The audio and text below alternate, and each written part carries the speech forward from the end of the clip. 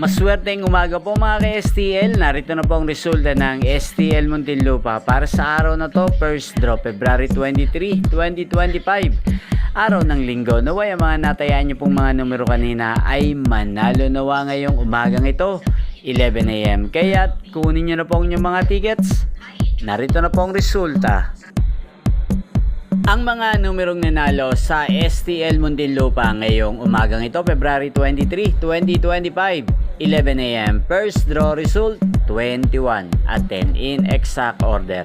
Sa lahat po ng tumaya kanina sa STL Muntinlupa para sa first draw ng 21 at 10, congrats po sa inyo, panalo po kayo.